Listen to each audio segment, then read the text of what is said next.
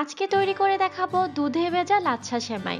খুবই সাধারণ একটি রেসিপি, তবে কিছু ট্রিক্স না জানলে কারো সেমাই একদম পাতলা আবার কারোটা অনেক বেশি ঘন হয়ে যায়। তাই দুধ আর সেমাইয়ের পরিমাণটা ঠিক রেখে পারফেক্ট দুধ সেমাইটা তৈরি করে দেখাবো। তো চলুন দেখে নেই। এখানে আমি 200 গ্রাম মানে 1 প্যাকেট লাচ্ছা সেমাই নিয়েছি। সেমাইটাকে আমি যে পাত্রে সেট করব সেটাতে এইভাবে প্রথমে বিছিয়ে দিচ্ছি। এরপর এর উপর থেকে কিছু কিশমিশ দিয়ে দিলাম আর সাথে কিছু পেস্তা বাদাম কুচি দিয়ে দিচ্ছি। চুলায় একটি প্যানে আমি নিয়েছি 1 কেজি লিকুইড দুধ। এর সাথে আমি 4 পিসের মতো এলাচ দিয়ে দিচ্ছি আর 3 পিসের মতো দিলাম দারুচিনি। সেই সাথে আমি হাফ কাপ দিয়ে দিচ্ছি চিনি, তবে চিনির পরিমাণটা অবশ্যই আপনাদের টেস্ট অনুযায়ী বাড়িয়ে বা কিছুটা কমিয়েও দিতে পারেন।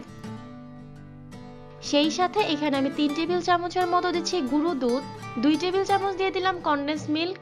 এখানে কনডেন্স মিল্কটা অপশনাল, আপনারা চাইলে এটা স্কিপ করতে পারেন, তবে গুঁড়ো দুধ আর কনডেন্স মিল্কটা দিলে কিন্তু এর টেস্টটা অনেকটাই বেড়ে যাবে।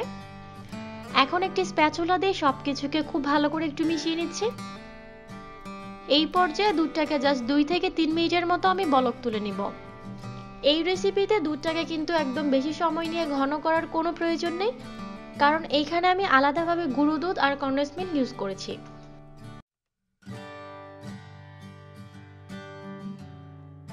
ঠিক 3 মিনিট পর চুলাটা আমি বন্ধ করে দিয়েছি।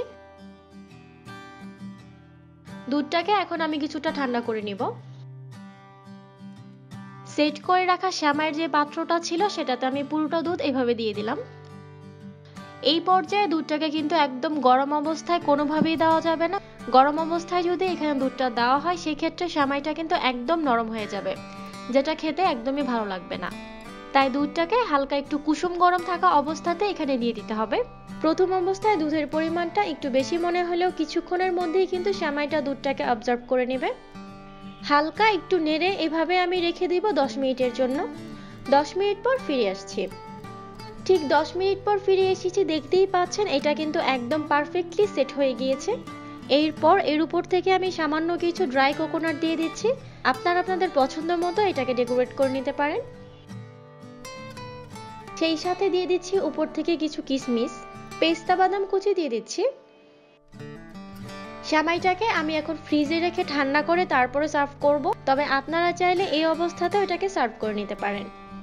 দুধ সেমাইটা যদি পারফেক্ট ভাবে রান্না করতে চান তাহলে আপনাদের অবশ্যই 200 গ্রাম সেমাইতে 1 কেজি পরিমাণ দুধ লাগবে, তাহলেই সেমাইটা একদম পারফেক্ট হবে।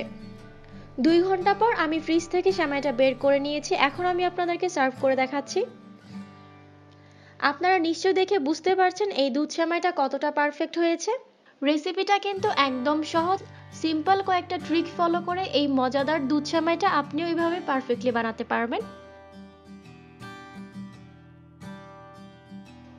রেসিপি কেমন লেগেছে কমেন্ট করে কিন্তু অবশ্যই জানাবেন। আজ এ পর্যন্তই, সবাই অনেক ভালো থাকবেন। আল্লাহ হাফেজ।